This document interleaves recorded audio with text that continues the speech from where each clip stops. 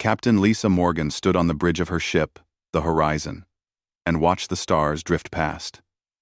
50 years had passed since humanity first met the aliens. 50 years of peace, trade, and learning. She smiled as she remembered the stories her grandmother told about those early days when humans first saw alien faces and realized they were not alone in the universe. The Galactic Council ruled most of the known galaxy. 12 different alien species worked together to keep peace among the stars. When humans asked to join, the Council said yes, but they had rules. Many rules. Humans could only build certain types of ships. They could only settle on certain planets. They could only have a small military force. The Council said these rules kept everyone safe. Lisa accepted these rules. Most humans did. They wanted to be good neighbors in space.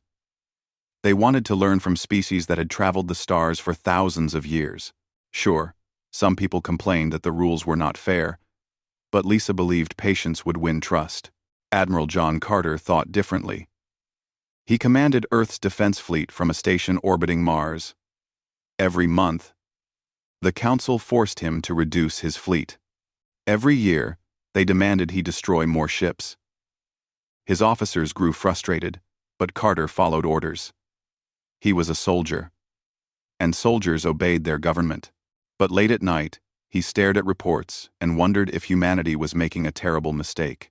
Dr. Peter Hayes worked as humanity's main contact with the Council. He studied alien biology and culture. He attended endless meetings where Council members debated small details for hours. He smiled and nodded and tried to make friends with beings who had scales, tentacles, or bodies made of crystal. Peter believed in diplomacy. He believed that understanding would lead to friendship. But Commander Kate Sullivan did not share his optimism. She worked in intelligence, gathering information and watching for threats. For the past 2 years, she noticed strange patterns. Human colonies reported equipment failures at suspicious times. Warning messages about dangerous space weather arrived late or not at all. Ships carrying vital supplies to human settlements got delayed for weeks by routine inspections. Kate kept detailed records. She interviewed colonists who survived accidents that seemed too convenient. She tracked communication delays and found they only happened to human messages. When she brought her concerns to her superiors, they told her not to cause trouble. The Council was humanity's friend, they said. These were just unfortunate coincidences. One evening, Lisa met Peter for dinner at a space station near the Council's territory. They had been friends since training days, back when humanity first ventured beyond its solar system. Peter talked excitedly about a new cultural exchange program. Lisa listened and smiled. But her mind wandered. She had delivered medical supplies to a human colony last week. The colonists looked thin and tired. They said their supply shipments kept getting reduced. When Lisa asked the Council about it, they said the colony was using resources inefficiently. "Do you ever wonder if we made the right choice?" Lisa asked suddenly. Peter stopped talking and looked at her. "What do you mean?" "Joining the Council. Following all their rules. We gave up so much. We gained peace," Peter said firmly. "We gained knowledge. We gained a place among the stars. Did we?" Lisa stared out the window at the blackness of space. "Or did we just give up our freedom?" "Just pros." Peter frowned. "You sound like Kate Sullivan. Maybe Kate is right to worry." Before Peter could respond, Lisa's communication device beeped. She looked at the screen, and her face went pale. "I have to go. Emergency. Emergency. On HEV contention. Far away, on a planet called New Colorado, Mayor Helen Grant was having the worst day of her life. Red lights flashed throughout the colony's control center. Alarms screamed warnings. On the monitors, she saw ships approaching. Not human ships. Velcrin ships. The Velcrin were raiders and slavers. Every species in the galaxy feared them, but they usually stayed far from Council space. The Council's military kept them away. So why were they here? Why were they coming to a human colony deep inside Council territory? Get the defense systems online, Helen shouted. I'm trying. A technician hammered at his console. Nothing is responding. It's like something shut them down remotely. Helen felt ice in her stomach. That was impossible. Unless someone with console access codes did it deliberately. Send a distress signal, all frequencies. Tell anyone who can hear that we need help. The technician nodded and sent the message out into space. Helen watched the Velcrin ships grow larger on the screens. 2.3 million people lived in New Colorado. Families, children, scientists, farmers, teachers. People who came to this planet to build a new home among the stars. And now, they were going to die. The horizon was 3 hours away when Lisa received the distress call. She had her crew push the engines beyond safe limits. Every minute mattered. Every second could mean lives saved or lost. How many people are in that colony? Her second officer asked. 2.3 million, Lisa said quietly. The bridge went silent. Everyone understood what that number meant. When the horizon arrived, Lisa saw hell. Buildings burned. Velcrin ships circled like vultures. Smaller human vessels tried to fight back, but they were civilian craft with no weapons. The Velcrin destroyed them easily. All crew to battle stations, Lisa ordered. Launch all shuttles. We need to evacuate as many people as possible. Lieutenant Ryan Brooks piloted the first shuttle down. He saw crowds of people running through streets, trying to reach evacuation points. He saw Velcrin soldiers dragging, screaming humans toward their ships. He saw a school collapse from weapons fire, and he hoped the children had already evacuated. Ryan landed his shuttle, and people rushed aboard. Too many people. The shuttle could not safely carry this many, but Ryan could not leave them behind. He lifted off with double the recommended capacity. The shuttle shook and groaned. Warning lights covered his control panel. A Velcrin fighter locked onto him. Ryan saw the weapon charging. He looked at the frightened faces behind him. Mothers holding children. Old people helping each other walk. People who trusted him to save them. Ryan made his choice. He changed course, putting his shuttle between the fighter and the main evacuation point, where thousands more people waited. The Velcrin weapon fired. Ryan's shuttle exploded, and 53 people died with him, but the evacuation point survived. On the horizon, Lisa coordinated the rescue effort while dodging Velcrin attacks. Her science officer, Dr. Nathan Price, worked frantically to understand why the colony's defenses had failed. Then he found something in the communication logs. His face went white. "Captain, you need to see this." Lisa looked at his screen. It showed a message transmission. Council access codes. Council encryption. Orders to disable the colony's defense systems. A payment schedule sent to the Velcrin in Council currency. The Galactic Council had hired the raiders. The Council had deliberately left these people defenseless. The Council had murdered them. "Get this information to Admiral Carter immediately," Lisa said, her voice shaking with rage. "And keep working. Save everyone you can." The Horizon fought for 6 hours. They saved 400,000 people. But 1.9 million humans died that day on New Colorado. Among them was Mayor Helen Grant, who died protecting people in the evacuation shelters. Among them were children who would never grow up. Among them were dreamers who believed they were safe. When the Velcrin finally withdrew, satisfied with their plunder and slaves, Lisa stood alone on her bridge and wept. Admiral John Carter received the evidence from the Horizon while he sat in his office on Mars Station. He read the intercepted messages 3 times, hoping he misunderstood. But the truth was clear. The Galactic Council had orchestrated the attack on New Colorado. They had paid the Velcrin to slaughter human colonists. They had disabled the defenses and left innocent people to die. Carter was 60 years old. He had served humanity for 40 years. He had fought pirates, mediated disputes, and kept Earth safe, but he had never felt rage like this. His hands shook as he held the data pad. Behind his eyes, he saw images of burning buildings and running children. He saw the names of the dead scrolling past. 1.9 million names. 1.9 million lives cut short. He pressed the communication button. "Get me President Ross." Immediately. Within an hour, Carter stood before the Galactic Council in their grand chamber.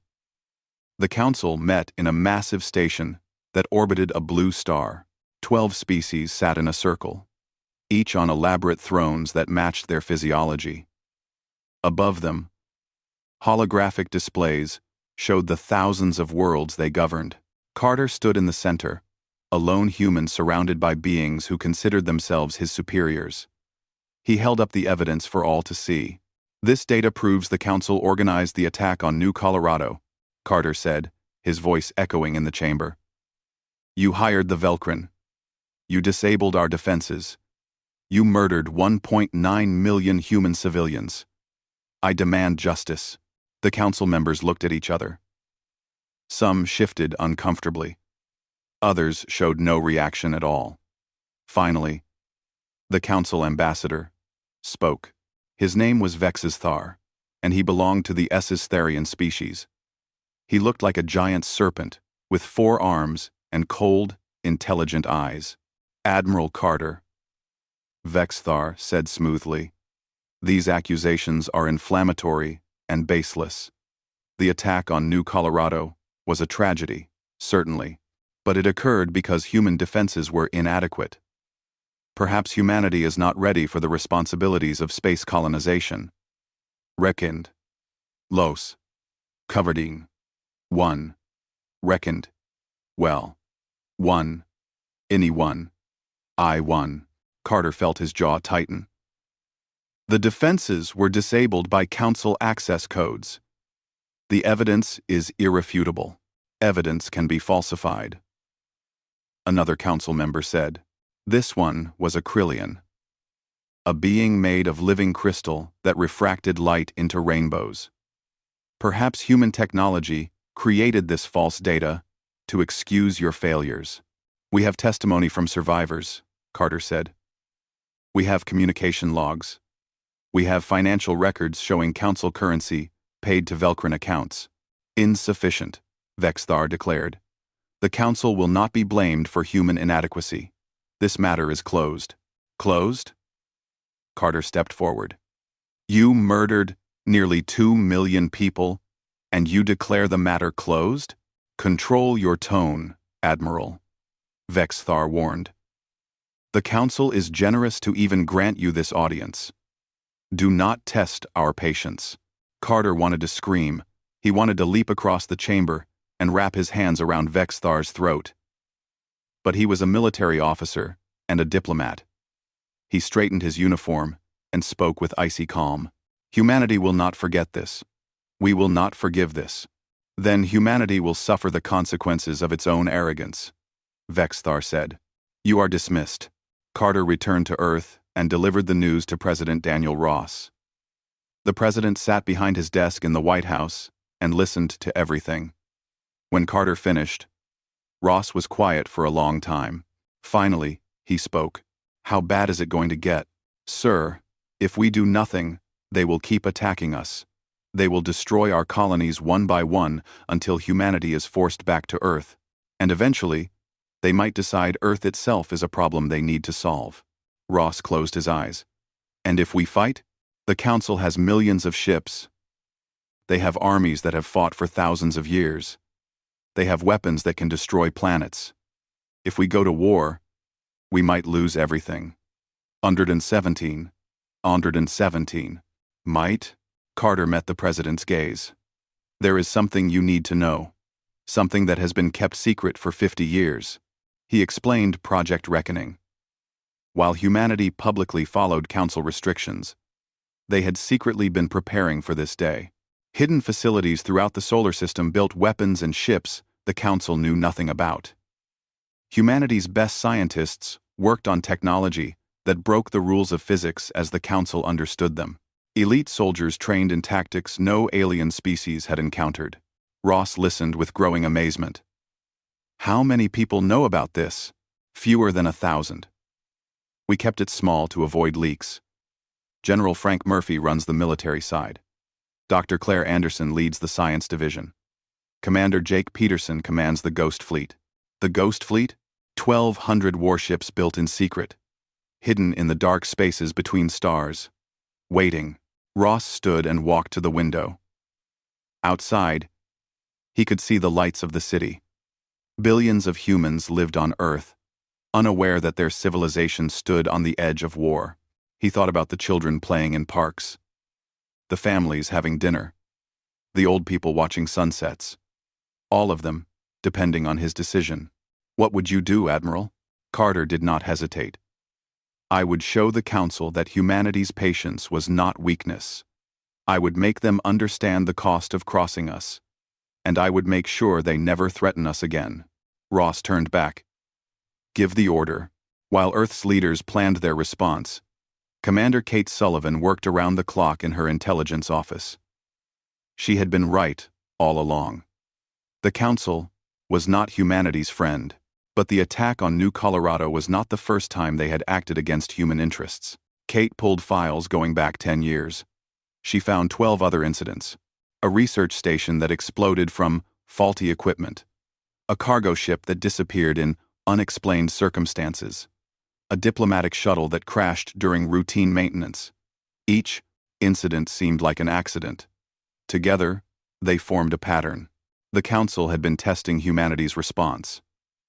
They wanted to see if humans would fight back or accept their losses. Each time humans accepted, the Council grew bolder. New Colorado was not an aberration. It was an escalation. Kate sent her findings to Admiral Carter. She included one more piece of information that made everything worse. Council communications mentioned plans for future incidents. They were going to continue attacking human settlements. They were going to systematically dismantle humanity's presence in space. On Earth, protests filled every major city. Billions of humans demanded action. They carried pictures of the New Colorado dead. They chanted names of children who would never come home. The rage was not just among military officers and politicians. It was everywhere. Humanity was united in grief and fury. Dr. Peter Hayes watched the protests from his apartment window. He had spent years building relationships with council members. He had believed in diplomacy and cultural understanding. Now, he felt like a fool. All his work had meant nothing. The council had smiled at him while planning to murder his people. He called Lisa Morgan, who was still commanding the horizon near what remained of New Colorado. Were we wrong? Peter asked. Were we wrong to trust them? No, Lisa said tiredly. She looked exhausted, her uniform stained with soot from the rescue efforts. We gave peace a chance. We tried to be good neighbors. They chose to betray us. That is on them, not us. What happens now? Now we show them that humans are not prey. We are predators who chose to be civilized. But we remember how to hunt. In secret facilities throughout the solar system, Project Reckoning came to life. Engineers activated weapon systems that had been dormant for decades. Soldiers boarded ships they had trained on but never officially flown. Scientists armed devices that existed in no public database. General Frank Murphy addressed his troops in a hidden base on Titan, one of Saturn's moons. The soldiers came from every nation on Earth and every human colony in space. They had volunteered years ago for a program they could not tell their families about. They had trained in darkness and waited for a day they hoped would never come. For 50 years, we prepared for this, Murphy said. For 50 years, we hoped we were wasting our time. But now, our families, our friends, and our children depend on us. The Council thinks humanity is weak. They think we will accept their cruelty. They are about to learn the truth. The soldiers stood at attention, their faces hard with determination. They wore black armor marked with one symbol, a phoenix rising from flames. Humanity would rise from the ashes of New Colorado, and they would burn everything that threatened them. President Ross appeared on every screen on Earth and every human colony in space. Billions watched him speak. His eyes were red from crying. His voice shook with emotion. But his words were clear. The Galactic Council has committed an act of war against humanity. They orchestrated the massacre of 1.9 million of our people. They have refused to acknowledge their crime or provide justice. Therefore, I am authorizing our military to respond with full force. We did not want this war. We do not celebrate violence, but we will protect our own. To the Council and to any who might threaten humanity, I say this. You crossed the line. Now face the consequences. The war did not begin with explosions or battle cries. It began with silence. Every Council vessel, station, and colony, within 50 light-years of human space, lost communication. Their sensors went dark. Their computers froze. Their weapon systems refused to respond. Council admirals shouted orders into dead communication channels.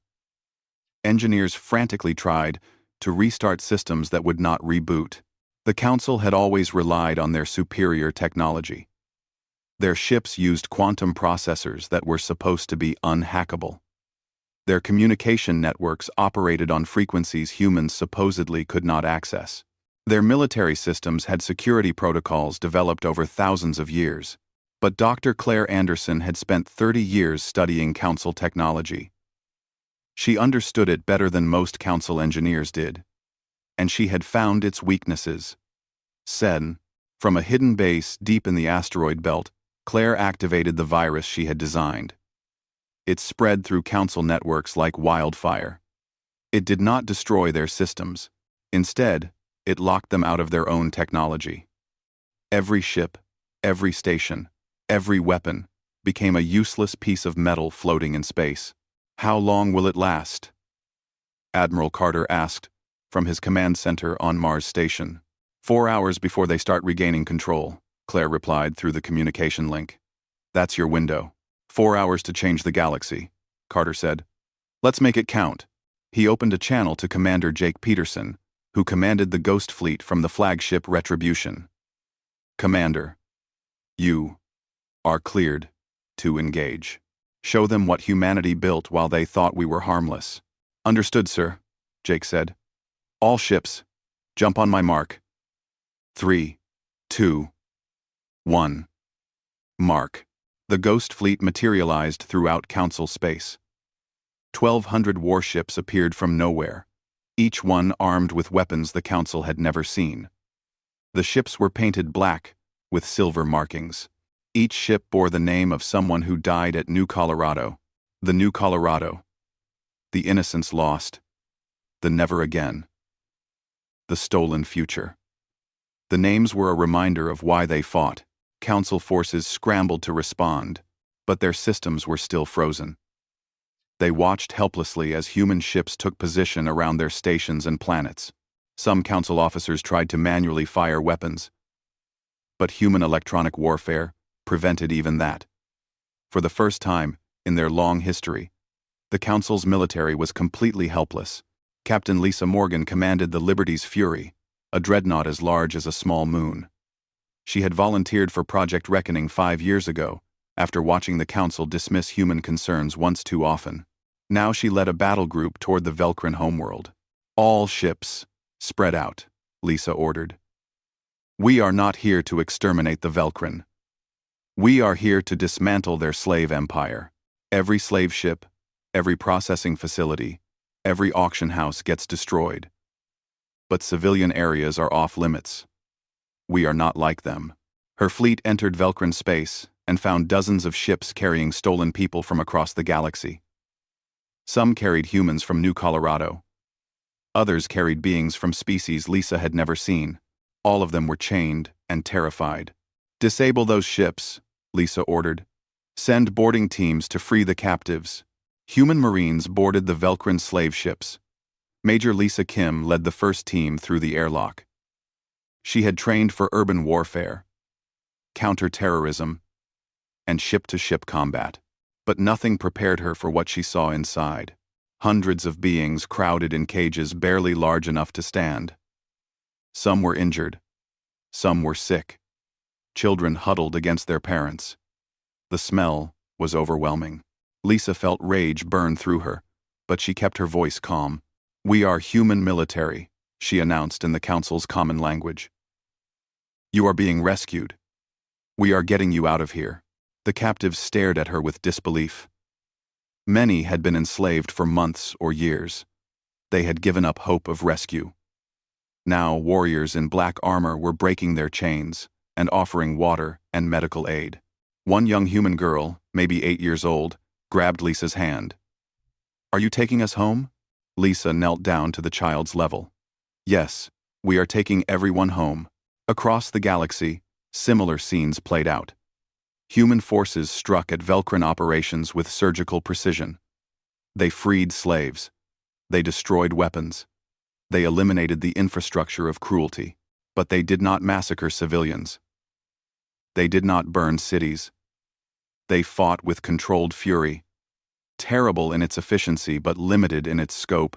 The Council watched all this with growing fear. They had expected humans to either surrender or fight a desperate defensive war. Instead, humans had launched a galaxy-wide offensive that was dismantling Council military power system by system. In the Council chamber, Vexthar demanded answers. How did they build a fleet without our knowledge? How did they breach our security? How are they winning? "We underestimated them," the Krillian representative said quietly. "We thought their compliance meant weakness. We were wrong." "After the pliant." "Wrong?" Vexthar's voice rose. "We face extinction because we were wrong? Activate the reserve fleets. Call in all military forces. Crush them." "We are trying," a military officer reported. "But our ships cannot fight what they cannot see. Human vessels appear and disappear at will. They strike from multiple directions simultaneously. They coordinate attacks across hundreds of light years with perfect timing. Our admirals are trained to fight conventional wars. This is something else." What the Council did not understand was that humanity had not just built better ships. They had rethought warfare itself. Human military doctrine evolved from thousands of years of fighting other humans, the most dangerous opponents in their history. They understood deception, misdirection, and psychological warfare at a level the Council had never needed to develop. Commander Vincent Shaw, a tactical genius who had studied warfare since childhood, designed the overall strategy. He sat in a dark room filled with holographic displays, showing the entire galaxy. Each display tracked Council and human forces in real time. "They are concentrating their reserve fleets at Council Prime," Vincent reported to Admiral Carter. "They plan to make a stand there." "Expected," Carter replied. "Can we take it?" Yes, but it will be costly. They have thousands of ships defending the station. Even with our technological advantage, we will lose people." Carter was silent for a moment. Every death would be on his conscience. But if they did not break the Council's power completely, the war would drag on for years. More colonies would burn. More families would be destroyed.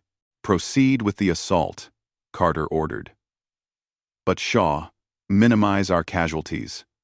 Every person under my command matters." "Understood, sir." The assault on Council Prime began at dawn, station time. Human forces jumped into the system in waves. The first wave consisted of drone ships, unmanned vessels that drew Council fire and mapped their defenses. The second wave deployed electronic warfare platforms that jammed Council communications and created false sensor readings. The third wave brought the actual warships. Captain Alex Turner flew a fighter called the Avenging Angel. He was the best pilot in the fleet, able to think and react faster than any computer. His squadron's job was to destroy Council battleships before they could fire on the main fleet. "Target acquired," Alex said calmly as his sensors locked onto a massive Council warship. "Firing quantum torpedoes." The torpedoes did not travel through normal space. They used dimensional technology to appear inside the enemy ship's shields. The Council battleship exploded before it could return fire. "One down," Alex said. 47 to go. All around Council Prime, Similar battles played out. Human ships used tactics the Council had never seen. They fought with a combination of technological superiority and tactical brilliance. But they also fought with something else. Motivation. Every human warrior knew what the Council had done. They fought not just for victory, but for justice. Lieutenant Sarah Mitchell led a demolitions team to the station's surface. Their mission was to disable the Council's superweapon, a massive energy cannon that could destroy a planet. Council forces defended it heavily, but they had never faced opponents like human special forces. Sarah and her team moved through the station's corridors like ghosts. They bypassed security systems, neutralized guards without killing them when possible, and reached the weapons control center. Sarah placed explosive charges on critical components with practiced efficiency. "Charges set," she reported, detonating in 30 seconds. "Team, pull back." The explosion destroyed the superweapon without damaging the surrounding areas. Sarah's team made it back to their ship with no casualties. The battle for Council Prime lasted 6 days. Human forces slowly overwhelmed the Council's defenses. They did not use overwhelming firepower. Instead, they used precision strikes that disabled enemy ships without destroying them completely. When Council ships surrendered, humans accepted their surrender and treated prisoners well. On the 6th day, Admiral Carter's flagship, the Phoenix Rising, docked at Council Prime. He walked through corridors lined with defeated Council troops. They looked at him with fear and hatred. He looked back with cold determination.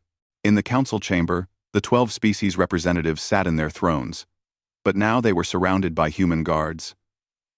Vex Thar glared at Carter with undisguised fury. "You have won," the Astharian said bitterly. "What now, Admiral?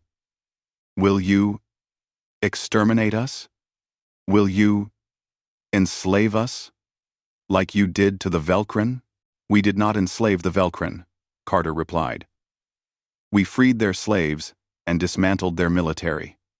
They still have their homeworld and their freedom. Then what do you want?" Carter stepped forward. "I want you to stand trial for war crimes. I want every being in the galaxy to see the evidence of what you did. I want justice for the 1.9 million humans you murdered. And I want to make sure nothing like this ever happens again." Vexthar laughed bitterly. "And who will enforce this justice? You? Will humanity become the new council? The new oppressors?" Carter shook his head.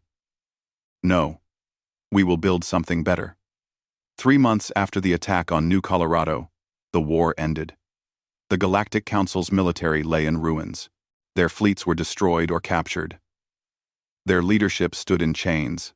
Across the galaxy, species that had lived under Council rule for thousands of years watched and waited to see what humanity would do next. Some species celebrated their liberation. The Council had ruled with an iron fist, suppressing any species that grew too powerful or independent. Now that iron fist was broken, but other species feared that humanity would simply become the new oppressors. After all, humans had demonstrated terrifying military power. What would stop them from using it to dominate the galaxy? In the ruins of New Colorado, workers began rebuilding. They started with the memorial. A massive wall of black stone listed every name of the dead. 1.9 million names carved in letters that caught the light. Families came from across human space to touch the names of their loved ones. They wept. They prayed. They promised to never forget. Admiral John Carter visited the memorial every day. He stood before the wall and read names aloud. Names of people he had failed to protect. Children who would never grow up. Parents who would never see their families again. Artists who would never create their masterpieces. Scientists who would never make their discoveries. "I'm sorry," he whispered to the wall. "I'm so sorry I could not save you." Captain Lisa Morgan found him there one evening. She stood beside him in silence for a long time. Finally, she spoke. "You saved 400,000 people that day." The Horizon's crew pulled civilians from burning buildings. We gave our lives to protect them. Lieutenant Ryan Brooks died to save evacuation shuttles. We did everything we could. It was not enough, Carter said. It never is. But we won the war. We destroyed the people who did this. And now we have a chance to build something better. Ah, Carter looked at her. Do you really believe we can build something better? Or will we just become what we destroyed? That depends on the choices we make. In the Council's former capital station, now renamed Freedom Station, representatives from 40 different species gathered. President Ross had called this meeting to discuss the future. The station's main hall had been redesigned. Instead of 12 thrones arranged in a circle above everyone else, there were now rows of equal seats facing each other. Every species, regardless of their military power, had the same sized seat. President Ross stood at a podium in the center. He looked tired. The war had aged him. His hair had turned completely gray in 3 months. But his voice was strong. We gather here to decide the future of our galaxy, Ross began. The Galactic Council is dead. They died the moment they decided to murder innocent people for political convenience. But we must decide what replaces them. A representative from the Dravik species stood. The Draviks looked like massive bears, covered in scales. They had been allies of humanity during the war, providing intelligence about Council movements. Humanity has the strongest military, the Dravik said. You could rule the galaxy by force. Why do you offer us a choice? 2. Because ruling by force is what the Council did, Ross replied.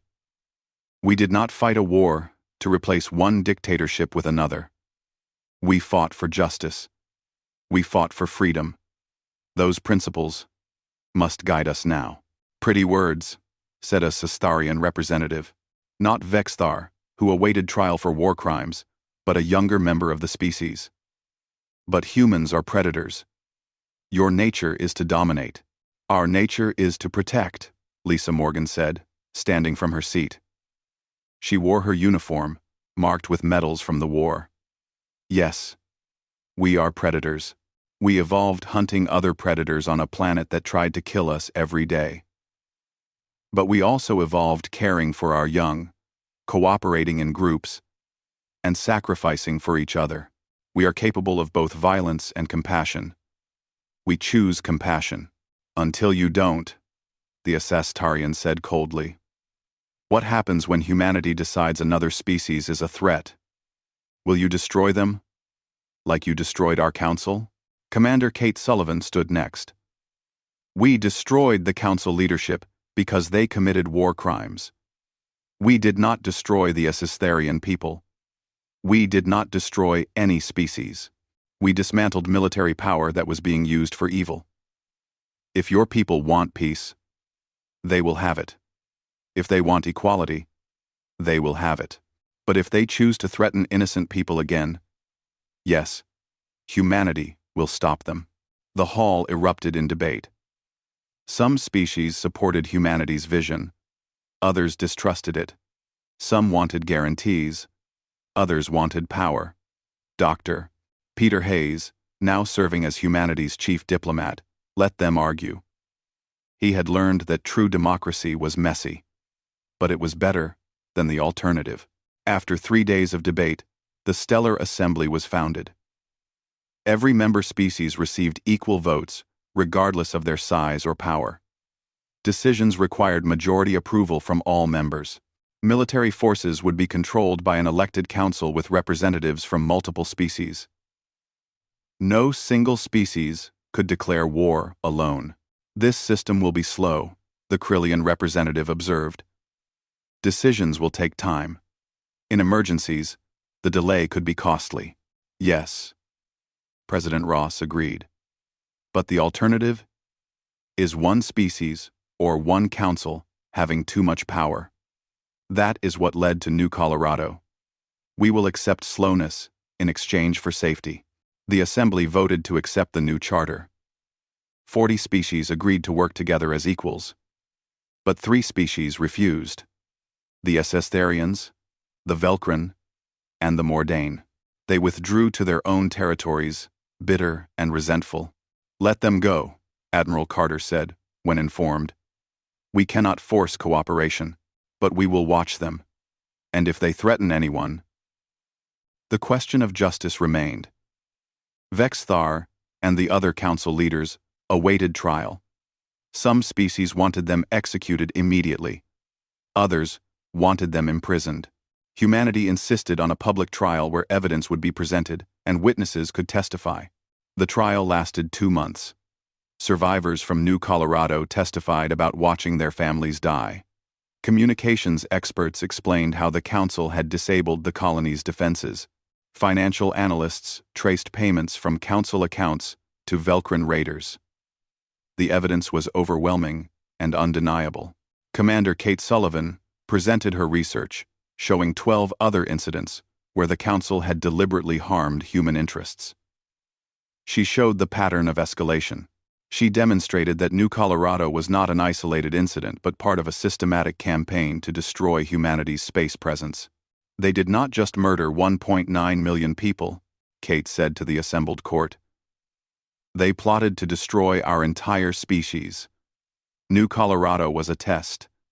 If we had accepted it, they would have continued until no humans lived beyond Earth." The Astharian defense attorney argued that the council had acted to preserve galactic stability. Humanity's rapid growth threatened the established order. "Beyond," the attorney claimed, "the council had a duty to protect the galaxy." "From what?" Kate demanded. "From people who wanted to explore? From families who wanted to build homes on new worlds? From children who dreamed of touching the stars? If that is what you call a threat, then yes, humanity is guilty. We are guilty of hoping. We are guilty of dreaming. We are guilty of believing. We deserved a future." The court found Vexithar and the other council leaders guilty of war crimes, crimes against humanity, and conspiracy to commit genocide. The sentence was life imprisonment in isolation. They would spend the rest of their lives in small cells, forced to watch broadcasts of the peaceful galaxy they had tried to prevent.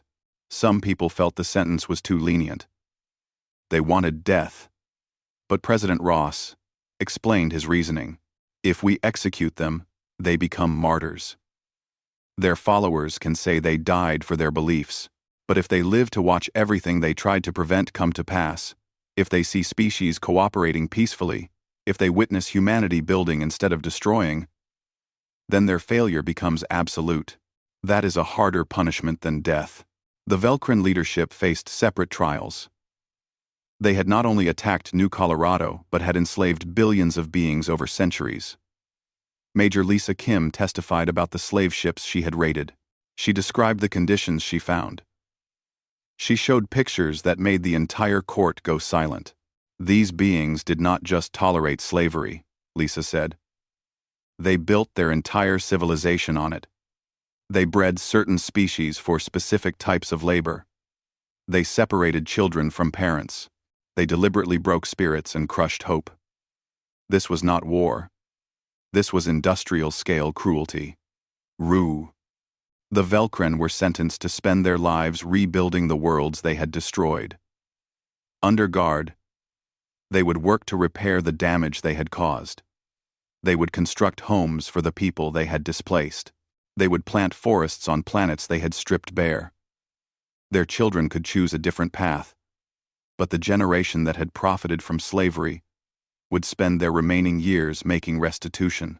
On Earth, parades celebrated the end of the war, but they were subdued celebrations. Too many families had empty chairs at their dinner tables. Too many children had lost parents. Too many parents had lost children. Humanity had won, but victory tasted bitter. Dr. Peter Hayes wrote a book about the war. He called it The Cost of Patience. Why Humanity Waited, and Why We Could Not Wait Longer. The book examined humanity's 50 years of compliance with Council rules. It analyzed the decision to fight. It questioned whether earlier action might have prevented New Colorado. "We tried peace first," Peter wrote in the conclusion. "We tried diplomacy. We tried patience. These are not signs of weakness. They are signs of civilization. But when peace fails, when diplomacy is betrayed, when patience is rewarded with murder, then strength becomes necessary. The tragedy of New Colorado is not that humanity responded with force. The tragedy is that force became necessary at all. 5 years after the war ended, New Colorado bloomed with life again. The colonists had rebuilt their cities, planted new forests, and created parks where children played without fear. But the memorial remained at the center of the colony. A black stone wall, with 1.9 million names. Fresh flowers appeared at its base every morning. The people of New Colorado made sure the dead were never forgotten. Admiral John Carter, now retired, visited the memorial as he had promised himself. He came every month, traveling from Earth to stand before the wall and remember. His hair had turned completely white. His face showed lines carved by responsibility and grief. But his eyes remained clear and determined. Captain Lisa Morgan found him there during one visit. She no longer commanded a warship. She now served as Ambassador Morgan, leading the Stellar Assembly's diplomatic corps. The transition from warrior to peacemaker had been difficult, but she believed in the work. "How is the Assembly treating you?" Carter asked. "Like they treat everyone, with suspicion, debate, and occasional cooperation. Democracy is working. Any major threats? The Starians are making noise about reclaiming territory. The Velcrin are bitter about their forced labor sentences. A few species are forming trade blocs that might become political problems. But nothing that requires military force. Not yet. Good." Carter touched the memorial wall gently. "Every day without war is a day we honor these people." Lisa stood beside him. "Do you ever regret it?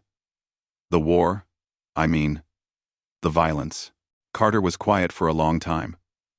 "I regret that it was necessary. I regret every human who died fighting. I regret the enemy soldiers who died because their leaders made evil choices. But do I regret stopping the council? No. They would have killed billions if we had not acted. Sometimes, violence is the only language evil understands. I hope future generations do not have to learn that lesson." "They will," Carter said sadly. "Every generation faces its own evil. We can only teach them to recognize it and give them the strength to fight it." In the Stellar Assembly Hall on Freedom Station, representatives from 53 species now gathered. 13 new species had joined in the past 5 years. The Assembly debated trade agreements, resource distribution, scientific cooperation, and territorial disputes. The debates were long, loud, and often frustrating, but they were peaceful. Commander Kate Sullivan now headed the Assembly's intelligence service. Her job was to ensure no species suffered hidden oppression like humanity had under the Council. She monitored communications, tracked military movements, and investigated suspicious incidents. She had a staff of agents from 30 different species, all working together to maintain peace through information. "We have a situation," Kate told the Assembly leadership during a closed meeting. "The Mordain are building a large fleet. They claim it is for defense, but the ship types suggest offensive capability." "Have they threatened anyone?" Ambassador Morgan asked. "Not openly, but they have been pressuring smaller species for territorial concessions. If we do nothing, they might start testing boundaries, like the old council did." The Assembly debated for 3 days. Some wanted immediate military action. Others wanted to give the Mordain a chance to explain. Finally, they voted to send a diplomatic mission with a military escort. The message was clear. Talk first, but be prepared for anything. The mission succeeded. Faced with a unified Assembly response, the Mordain agreed to limit their fleet and submit to inspections. No shots were fired. No one died. Diplomacy, backed by strength, had prevented war. "This is what we fought for," President Ross said when he heard the news. He was 70 years old now and preparing to leave office. "Not to dominate the galaxy, but to create a system where problems can be solved without massacres. Dr. Peter Hayes continued his work as the Assembly's chief diplomat. He spent his days in meetings with species who had very different values and goals. He mediated disputes between beings who could barely stand to be in the same room. He found compromises that no one liked, but everyone could accept. One day, a young Starian diplomat approached him. "Dr. Hayes, I want to apologize for what my people did to yours." Peter looked at the young Starian carefully. "You were a child when New Colorado happened. You bear no guilt for your elders' crimes. But I benefit from the society they built. I was raised believing humans were dangerous primitives who needed to be controlled. I was taught that the Council's actions were justified. What changed your mind? I visited Earth. I walked through your cities. I met your people. I saw parents playing with children, artists creating beauty, scientists pursuing knowledge. You are not primitives. You are not dangerous except to those who threaten you. Everything I was taught was a lie." Peter felt tears in his eyes. "Thank you for having the courage to see the truth. That courage is what will prevent future tragedies." The Velkren served their sentences rebuilding worlds they had destroyed. Under the supervision of assembly guards, they worked to repair the damage caused by centuries of slavery. Some Velkren accepted their punishment and worked sincerely. Others remained bitter and worked only because they had no choice. Major Lisa Kim visited the work sites regularly. She had led the Marines who freed the slaves, and she wanted to ensure the Velkren truly made restitution. During one visit, an old Velkren approached her. "You hate us," the Velkren said. It was not a question. "Yes," Lisa replied honestly. "Then why let us live? Why not exterminate us? Because we are not you. We do not punish children for their parents' crimes. We do not destroy entire species because some members committed evil. We believe in justice, not genocide. Your children can choose to be better than you were. We will give them that chance." The old Velkren looked at her for a long time. "You are either very wise or very foolish. Maybe both." On Earth, children learned about New Colorado in history classes. They studied the war, the betrayal, and the response. Teachers emphasized the importance of trying peace first, but being prepared to fight when necessary. "Why did humanity wait so long?" a student asked. "Why not fight the Council immediately? Because war should always be the last option," the teacher explained. "Our ancestors tried peace, diplomacy, and patience. Only when those failed, only when innocent people were being murdered, did they choose to fight. That is what separates us from the old Council. We do not fight because we want to dominate. We fight to protect." "But what if we become like the Council?" another student asked. "What if we start using our military power to control other species? That is why we have the Assembly," the teacher said. "That is why we share power instead of hoarding it. That is why we must always remember New Colorado. The memorial exists not just to honor the dead, but to remind us of what happens when power goes unchecked." Commander Vincent Shaw, the tactical genius who planned the war's strategies, now taught at the military academy. His students included humans and aliens learning to work together. He taught them that military power was a tool that required wisdom to use properly. "Anyone can destroy," Vincent told his class. "Destruction is easy. Building is hard. Protecting is hard. Knowing when to fight and when to talk is hard. You are training to be warriors. But I hope you spend your careers never fighting, because every battle, even a victory, means people died, and every death is a tragedy." General Frank Murphy retired to a small house near the New Colorado Memorial. He spent his days writing about Project Reckoning, explaining how humanity had secretly prepared for war while publicly pursuing peace. His memoir became required reading at military academies across the Assembly.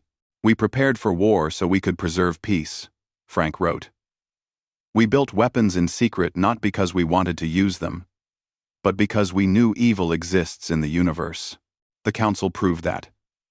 We could not trust our safety to beings who saw us as threats to be eliminated. So, we prepared. And when the time came, we were ready. That readiness saved not just humanity, but countless other species who were suffering under Council oppression. Dr. Claire Anderson continued her scientific work, but now she shared her knowledge with researchers from dozens of species. The technology humanity developed during Project Reckoning became public, benefiting everyone. Some Council species complained that this gave away humanity's military advantage. Good, Claire said when she heard this. If everyone has access to the same technology, no one species can dominate others. That is the point. We do not want advantage. We want equality. Captain Alex Turner, the fighter pilot who destroyed multiple Council battleships, now flew diplomatic shuttles.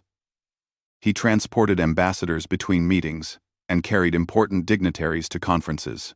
It was peaceful work, and he preferred it to combat. I was good at war, Alex said in an interview. But I am better at peace. War requires you to destroy. Peace requires you to build. Building is harder, but the results last longer. Lieutenant Sarah Mitchell, who disabled the Council's superweapon, now worked in demolitions, but a different kind. She helped remove old mines and unexploded weapons from former battlefields. She cleared dangerous areas so families could build homes. She turned her skills from destruction to protection.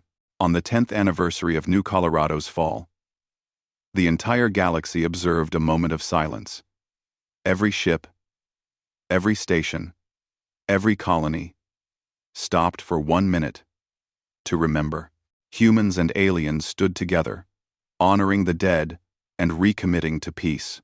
President Daniel Ross, now 80 years old and long retired, gave a speech at the memorial.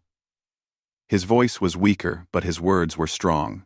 We stand here 10 years after tragedy, 10 years after evil reached out and tried to destroy us, 10 years after we responded with righteous fury. In those 10 years, we have built something remarkable. We have created a galaxy where species work together instead of dominating each other, where disputes are resolved through debate instead of warfare, where justice means equality for all, not just the strong. He paused and looked at the memorial wall, at the names of the dead carved in black stone. These people did not die in vain. Their deaths taught the galaxy a hard lesson. Humanity will not be pushed around. We will not accept cruelty. We will not stand by while innocents suffer, but we also will not become oppressors. We fight only to protect. We destroy only what threatens peace. We use our strength to lift others up, not push them down. Ross stepped closer to the memorial and placed his hand on the stone. To the 1.9 million whose names are written here, I make this promise. We remember you. We honor you. We live the way you would have wanted us to live. In peace, when possible. In war when necessary. But always with justice as our guide and compassion as our strength. The crowd stood in silence. Then, slowly, people began to place flowers at the memorial's base. Humans and aliens together, adding their tributes to the fallen.